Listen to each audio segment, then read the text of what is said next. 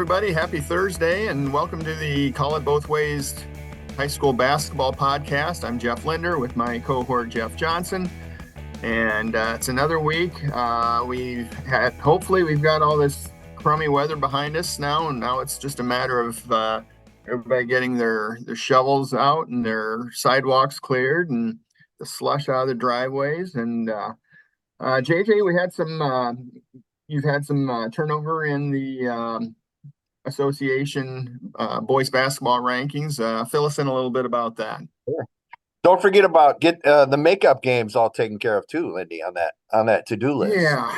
Yeah. I'd rather shovel snow. That's easier. We had some games last night, by the way, on the boys' side. I don't know. Yeah, there were two girls Wednesday games, which I think that's kind of what we're down to. There aren't a whole lot of free Monday, Thursday, Saturdays left. Yeah. So Wednesday it is.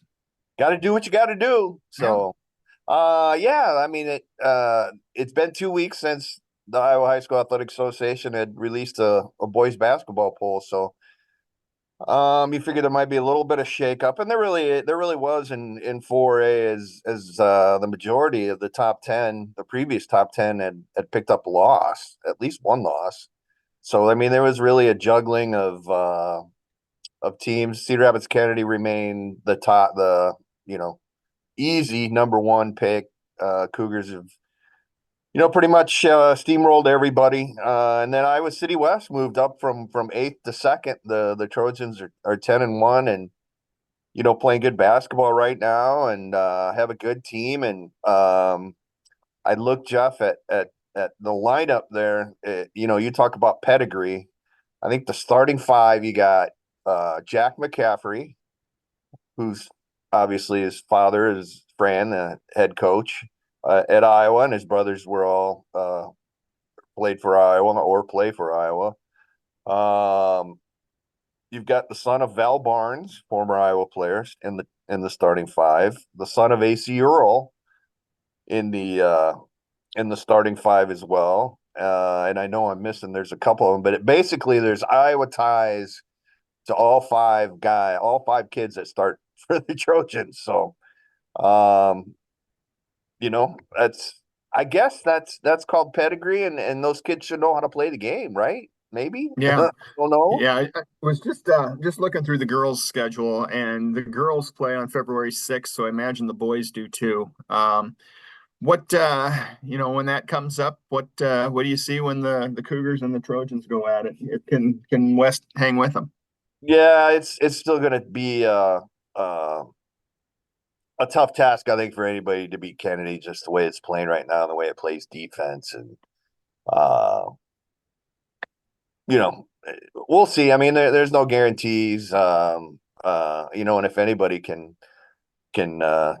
produce an upset, I think Steve Bergman could over at West. So, that's one definitely coming up on the schedule to look forward to, without a question. And just to clarify, Kanan Barnes is Val Barnes' boy. Kareem Earl is AC Earl's boy. Obviously, we talked about McCaffrey. Julian Manson starts, and he's the son of Jason Manson, the former Iowa quarterback. And then the fifth one is Jacob Cook, whose dad Nate was a walk-on player at Iowa. And then you got sophomore Jack Jensen Fitzpatrick, who's played a couple games for him too, and that is the son of the Iowa women's assistant coach. So going back to that, so make sure I clarify and get all the boys' names in there. But back to the 4A, Jeff. I guess Waukees in there third, Valley fourth, Centennial fifth, Senior, which its only loss has been to Kennedy. Last week, they dropped all the way from third to sixth. Then North Scott, Cedar Falls, Ankeny, and Sioux City East in there for the first time. And then we got the crossover CIML MVC thing this weekend. Saturday, there's 5 games over in Waukee or Waukee Northwest. There's 2 sites, and really looking forward to the Kennedy Valley game. That's going to be a huge game. I think they're playing at straight Waukee High School, if I remember right. So that's one to really keep an eye on Saturday over in Central Iowa. And then again, the rest of the poll, North Linn, no longer your number one team. Flip flop with Bellevue Marquette, also from the Tri Rivers Conference, in the 1-2 spots after North Linn got beat by Alburnett last week. Great performance from the Pirates, who really seem to be putting things together right now. Only the second regular season loss for North Linn since 16-17, the 16-17 season.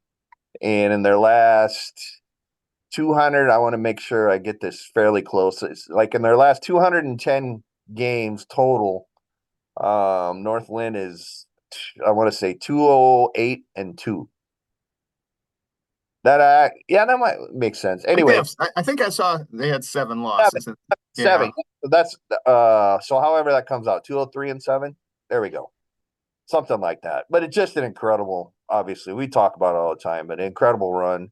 And as we mentioned, Marquette and North Linn play in early February, which should be a great game as well. So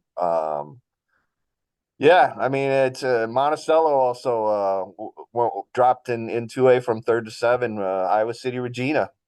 We talked about the job Paul Runquist is doing his first season as head coach down there. Regals have won 13 in a row. Jumped into the poll at number 10.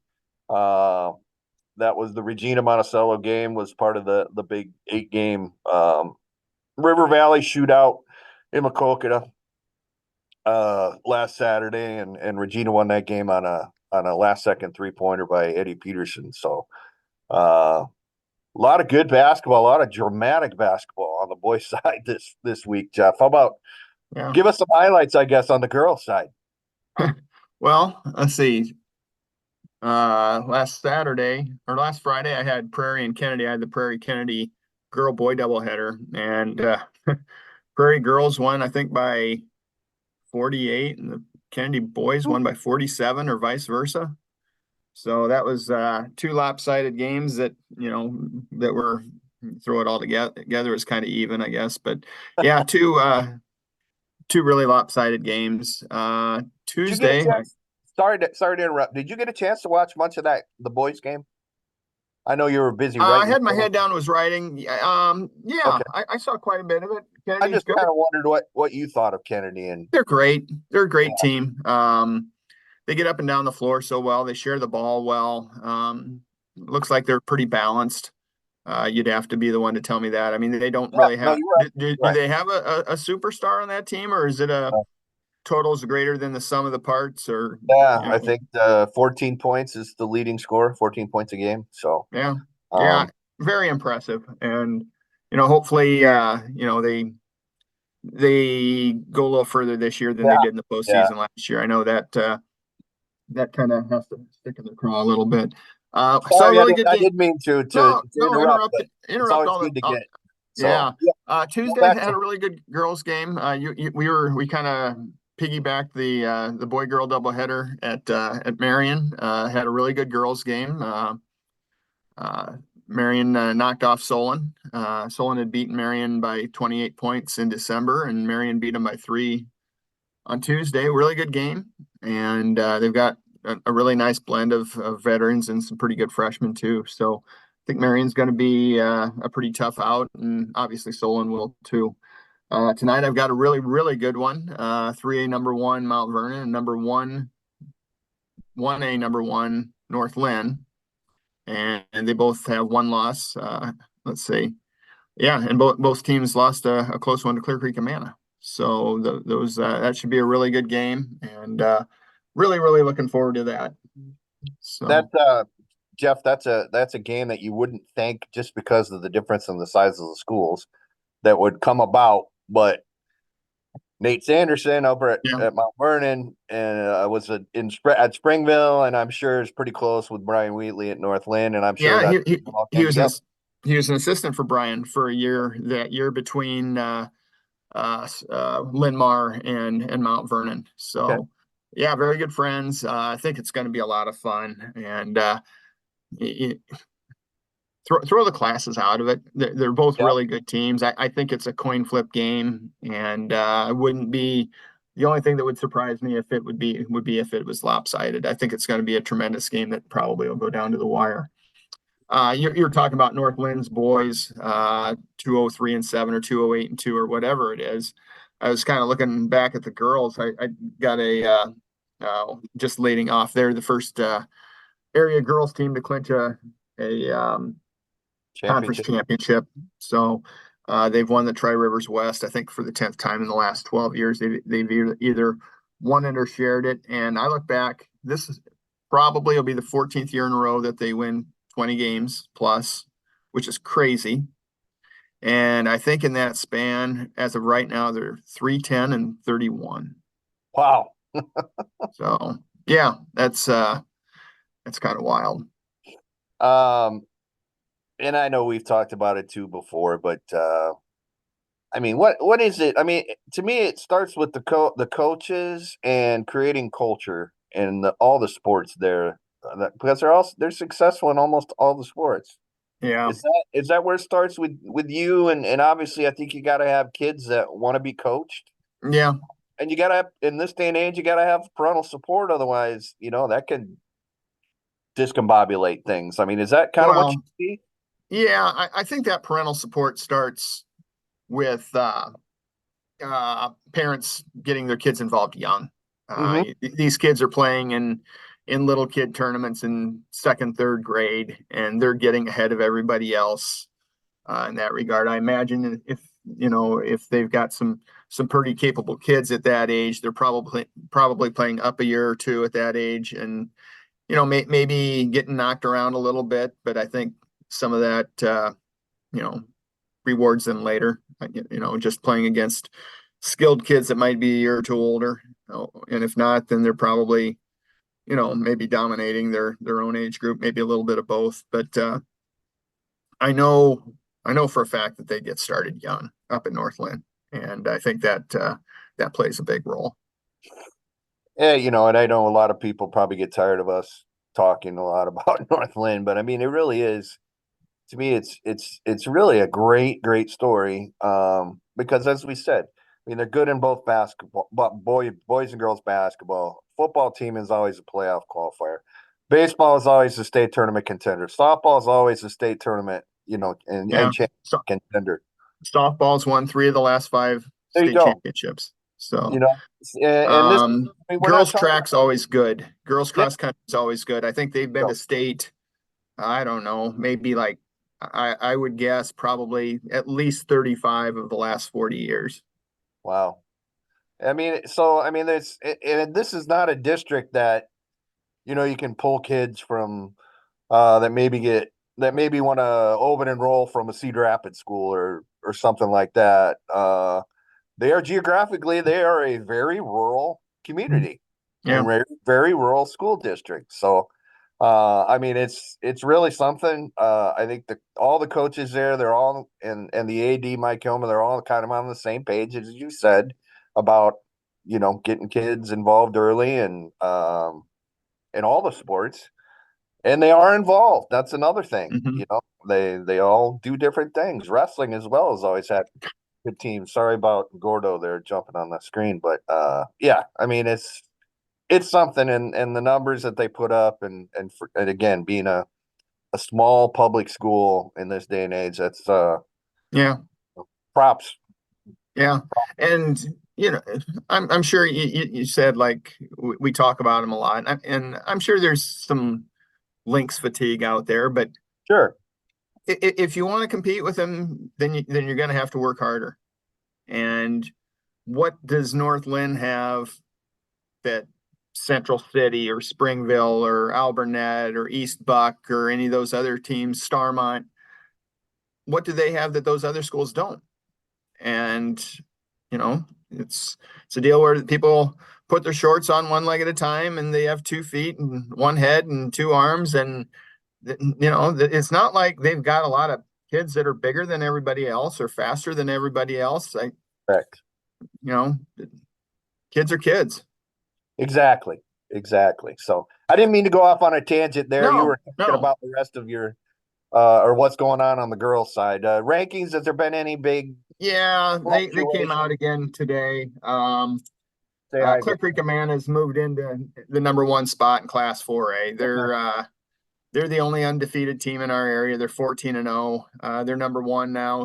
Kind of a big jump around in 4A. It's Clear Creek and then Waverly at 2, Heelan 3, Dallas Center Grimes 4, North Polk 5, and then things kind of status quo after that. Johnson's number 1 in 5A. Mount Vernon in 3A, Dike New Hartford, what else is new in 2A, and North Linn in 1A. So yeah, not a whole lot of change other than in class 4A. On the boys, just kind of a couple of individual things I wanted to throw out there and kind of inform the folks about. Jackson Lawrence from Cascade scored 47 points in their game the other day at the shootout, the conference shootout, which broke the Cascade school record for points in a game. And the guy that had it previously was a dude named Greg McDermott. I don't know if you a couple people might have heard of him. That sounds familiar. Yeah, currently the Creighton head coach. 10 of 12 from the 3-point range for Jackson in that game. So I talked to him. That'll be the subject of my notebook for tomorrow's paper to be online here later this afternoon. His first varsity shot, Jeff, was a 3-point attempt from the corner, and he hit the side of the backboard. Did it go in? Didn't even hit the rim. So he went from that to 47 points in a game. That's pretty good, I guess. But anyway, so he had a great game. And then last night, Holden Arneman from West Branch went off for 48 points, breaking that school record for points in a game. Jack Miller from Jessup also had 48 points in a game this season to break that school record. So got some guys around here that can score the basketball, as they say, guards, those 3 guys. And 50 points is the high game this season for individuals. Colton Rasmussen from Atlantic and Jack Cooley from Osceola Clark both have 50 points in a game this season. So just a couple of individual marks I wanted to throw out there and we're going to write about. So any idea on the girl side what the high game would be this season? I'd have to look. I think I'm not sure anybody's touched the 60-point mark that Caitlin Clark had a few years back. Okay. That I don't know what the. I'm efforting that right now as we speak. So all right, you do that because sometimes varsity bound. I don't know if it's been that way for you, but varsity bound's been kind of slow for me lately. Yes, I would agree. The only complaint I really have about varsity bound is they don't differentiate overtime games on their scoreboard. Yeah, agree with that. You have to kind of look into that, and you'd think that'd be something they could do. So. Oh, easily, yeah. Looks like Katie Costello from Waterloo Christian scored 46 in a game this season. Okay. And then Grace Knutson, who I'm sure you know her from Cedar Falls. She had 44, didn't she? Yep, exactly. So there's your two high point games of the season on the girls' side. So I suppose that's probably a pretty good segue. Caitlin Clark had 45 the other day, and lost to Ohio State, overtime loss to Ohio State on Sunday, and first game. Talk about the game first. Talk about the game first, then we'll talk about the post game.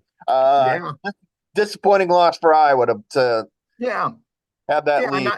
Certainly not a catastrophic loss, but you're up 12 with 8.5 to go. That's a game you should win. Yep. If you're home, road, whatever. They played pretty well for 32 minutes, but then Ohio State started making some shots, and things just kind of got a little sideways, and they got beat. So they dropped from 2 to 5, I think, in this week's poll, and they had 6 days to stew on this since Sunday, and they'll play Saturday at 1:00 against Nebraska at Carver. That might be good or bad. What do you think? When you lose a game like that you feel you should have won, is it good to play right away or good to sit I think I'd rather get on the court right away. Um, so yeah, but I'm sure they'll be ready to play. Um, we'll see what happens. We'll see what kind of resilience they've got. I think they'll be fine. I actually watched the end of the in regulation and overtime of UCLA and Utah the other night because Yeah, UCLA is now the number two. yeah, And and they got beat. They got beat too. So yeah, yeah. yeah. But that was a great game. And sorry about my cat. He's a little rambunctious right now. Anyway, um, the what everybody wanted to talk about was the collision at Yeah. the end of the game. Caitlin Clark bumped into a Ohio State female student who was rushing the court to celebrate with her schoolmates. Uh, Caitlin went down and looked like she might be hurt. Um, Turned out she's okay. And that got Twitter, the X world, going about crowd control and protecting the athletes and extreme cases, expelling the young lady from Ohio State uh, for bumping into the best player in women's college basketball and all that kind of stuff. Take it away, Jeff. What did you see? What did you think happened? Yeah, what should happen moving forward with court rushes? Oh, I don't know. I wasn't there, and I've made a point to not say a lot about it because I wasn't there. I wasn't there in the post game, and no matter what I say, I'm going to tick half the people off anyway. So, it was unfortunate. Who was wrong in the deal? Not really anybody. Caitlin's fine. Yeah. Not worth everybody freaking out about. One of I would say that the most impressive thing looking at the tape was that girl from Iowa State that ran into Caitlin was able to keep her phone, keep her Inter- phone in front of her and not have that go flying. But um, I would say that the real winner in this, the person that probably gained the most admiration for me was probably Ricky Harris of Ohio State, who sprinted out of the scrum of Ohio State humanity there and went to go check on Caitlin and promptly got shoved in the back by a security person, which was unfortunate. But um, you know, there were a lot of silly reactions out there, and it was enough to kind of make me get off the phone for a while. Fair enough. Where do you How stand about on? you? What'd you see? You saw it. I just saw an accident. I saw two young ladies run into each other. And they both turned out to be okay. Like you said, the Ohio State girl kind of did a tuck and roll, got right back up and Yeah, wanted to party on the court with the rest of her yeah, schoolmates. Clark turned out to be okay, and that's the most important thing. Or, right up there. Well, obviously, we didn't want the other young lady to be hurt either, but yeah, a lot of overreactions from a lot of people. yeah, It yeah. did. There was a security person with Caitlin, and He has one at all times, right? there was one with her, and she kind of picked up her pace from a walk to a jog, and that's when she collided. If she'd have stayed with the security person, maybe it wouldn't have happened. I don't know. You can look at it 50 different ways, and again, that's probably the less you say about it, the better. We obviously had a media cohort a couple years ago, right? Randy Peterson from the Des Yeah, Moines Register got caught in a court rush at an Iowa State men's game and broke his leg. yeah, Um, which and a lot of people have talked about. Well, we need to stop court rushes. This is ridiculous. Blah blah blah blah blah blah. no, Do you agree? And is that even a feasible thing? I mean, no, I see the Permar. No offense to the people who volunteer and work those game security at Iowa, but you know, Some of them are my father's age, Yeah. and they're Well, not going to stop any. I was a high school kid once and I was a college kid once, and I'm not going to be the person to say, no, you can't do it. It'd be nice if there'd be a way to let the other team get off the floor first. Um, but kids are kids. It's part of college athletics. I'm fine with it. And the thing that Ohio State has to remember is they got to come over here to Carver on March 3rd. And if they're tied for first place and in the Big Ten and Iowa happens to win the game and Iowa fans want to storm the court, I'm not going to tell them they can't do it. Exactly. Exactly. Yeah, I mean, it's football. We see it too. I would think there'd be way more of an opportunity for people to get hurt in football rush where you got 10,000 people or whatever. Yeah, you got a Running lot more onto the space field. though. That's true. That's true. And the players are all wearing pads and helmets, so Yeah, that helps too. I don't know. Like I said, everybody wants to bring it up. Well, court rush, but yeah, I like your take. You know, let kids be kids and enjoy their classmates, enjoy the yeah, accomplishments of their classmates. So, yeah, um, you're going to be dealing with a new AD now too, as a yeah. person who has Iowa women's basketball as one of his beats. Just And you will too for universally, baseball. yeah, that's true. Universally, the hiring of Beth Getz, universally in Hawkeye land anyway, seems to all be great. That Yeah, she was the right person for the job, and to me, it's not a surprise, Jeff. no, no. From everything. Good choice. The only surprise to me is that it took so long, Hmm. and I think she'll be a great administrator. The coaches like her a lot. I, I think the athletes think a lot of her. So no, I think it's going to work out well. I mean, she has already had to make it at least one tough decision. Yeah, On the football side, I thought it was great that there were so many female athletes, student athletes from Iowa that were there to support her. Beth Getz on the at the introductory press conference. And I think it was Halassa did a nice story on that and how much hmm it meant to them. yeah, Uh, yep, that we females can administrate sports too and run athletics departments just as well as men can. So yeah. I thought, I've had limited interaction with her, but everything I've heard from from what I've seen, the way she handles herself, I think she's going to be great. yeah, I agree 100%. So I mean, we have women administrators at the high school level around here too. Yeah, Tanya Moe comes first to mind, and yeah, she's great. she's She's great. over at Mid Linmar. Deanne Kramer was at City High. Now she's at Pleasant Valley. She's great. No, yeah, and I think we're going to see more of it. I agree 100%. So, anything else you want to hit here?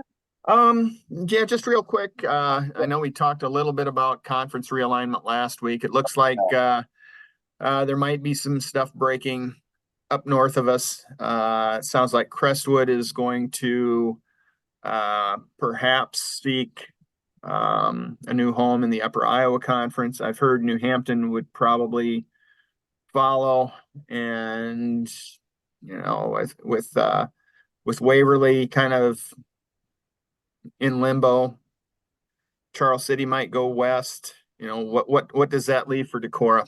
And Much. no, no good options there.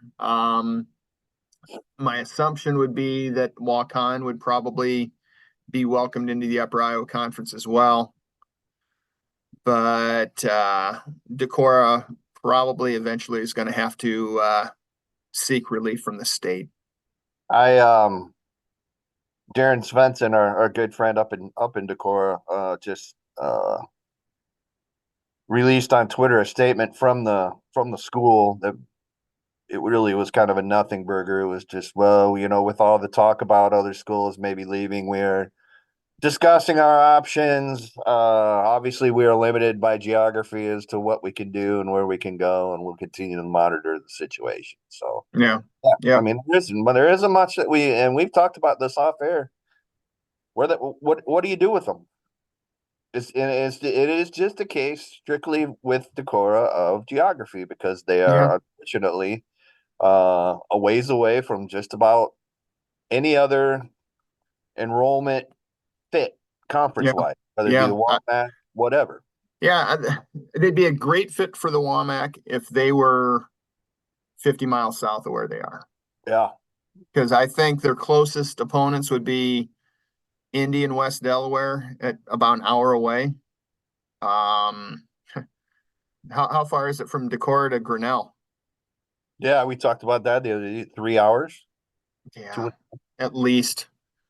from Um, even from Marion, it's what is it from Cedar Rapids up there? It's at least a couple hours. is it two? Yeah. Um, what probably would happen would be if this goes down, Decorah would probably get sent to the Upper Iowa as well, and they'd have to have a small school, large school, and the large school would basically be the schools that are in the Northeast Iowa now, plus maybe like North Fayette Valley and maybe MFL or something like that. Sure. And they used to Um, have a big school, school division, right? In the Upper yeah, Iowa. that was when Starmont and Edco were in there too. It was a bigger league. I think there were 12 schools in there then, maybe. Were there Yeah. 12, 10 or 12? Yeah. Um, I don't know. I still think the best solution is for instead of dissolving is for the Northeast Iowa Conference to expand. Bring in North Fayette Valley, bring in Osage, maybe bring Olwine back, maybe Sumner Fred. Um, I think that's the best solution I threw out there. Maybe those five schools that are still in the Northeast Iowa need to be a new division in the North Iowa Cedar League. I don't know. So Yeah, that'd be four divisions in the North yeah, Iowa it'd be City. four divisions of five. They could bring in North Fayette Valley too. You could have three divisions of seven. I don't know. And then if you do that, why not just have separate conferences? Well, So see, it's somebody's got to step in state-wise, I think, and whether it be well both the association and the union, yeah, maybe to try and mediate this and yeah, talk to a lot of schools and say, all right, what something's got to give here. Can you help? yeah. And of course, you can't make anybody do No. anything, I would think. So, Well, you can. Yes, you can. The association, the union can say this is the way it's going to be, and this is the way it's going to be for 10 years. That's kind of what happened with the when the which was the birth of the River Valley Conference and the expansion of the Tri Rivers about 15 years ago, okay. when the Big East dissolved, and they basically sent some of those schools to the River Valley and some to the Tri Rivers. And it's worked out fine, I Yeah, think. yeah, I think so. There's some travel. The River Valley has kind of evolved a little bit in that those two divisions have kind of separated a little bit, and they kind of run as in some sports they kind of run as two different conferences. Sure. But yeah, I think it's worked out really well. Especially, I think some of those schools in the Tri Rivers have been a good fit, and yeah. But I think eventually that's what's going to happen up north. Yeah, and something's got to happen sooner than later. So, Yeah, and then the $1 million question continues to be, what do you do with Waverly? yeah. And again, that's a fit geographically for the WAMAC. The Yeah, WAMAC doesn't want them. no, it was 11-0 last time they voted. Yeah, that's pretty definitive as far as Yeah, vote. We talked the alliance. I don't know how if that works. I suppose yeah, it. So, yeah, a lot of questions out there. yeah. I guess I don't understand is I understand why the WAMAC doesn't want them.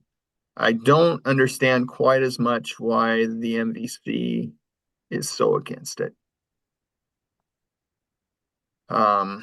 They'd have a natural rival in Waterloo West. They'd have a natural rival in Cedar Falls. I don't know. I think they'd be competitive They wouldn't be the unless smallest school, or would they? no, they'd That'd be be Wahlert. about like Western Dubuque Sure. or Liberty. They'd be bigger than the parochial schools. Um, I think they'd be competitive. Maybe unless the MVC is just saying, "Hey, we're holding a spot for Clear Creek Amana." Yeah. Which you would think they would be. Yeah, So they'd have to go from, if you invite Waverly and then Clear Creek becomes a thing, then you'd have 17 and you'd have a scheduling conundrum, I guess. yeah, yeah. And I don't know. A lot of balls in the air, and I sure don't have the solutions. And I wish I did. They should consult us. We should be consultants in this thing. Get paid big money. Oh, that'd be No? nice. Be a conference commissioner. Yeah. Yeah, exactly. Exactly.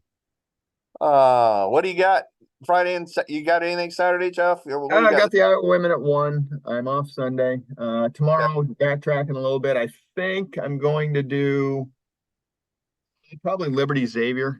I Okay. think that's a I think that's 2 girls games. I don't think that's a girl boy, although I'm not sure. So that's probably what I'll do tomorrow. Really jacked up about tonight though.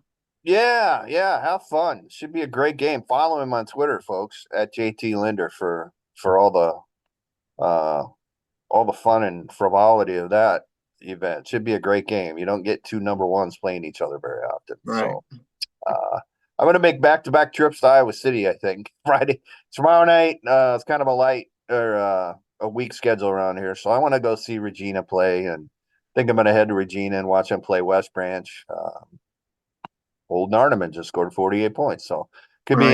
interesting. And then Saturday afternoon, we can get a good top 10 matchup in the newspaper itself as well as online. So I'm going to go back to Iowa City and West High hosts Cedar Falls, a couple of top Okay. 10 sheriffs. So that'll Good. be good. And then Sunday, we're going to do some hockey.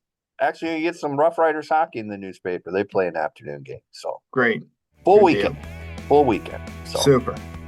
So, all right. Well, if that's it, we'll wrap this puppy up. And, thanks for joining us. And we'll see you next Thursday. And have a great week.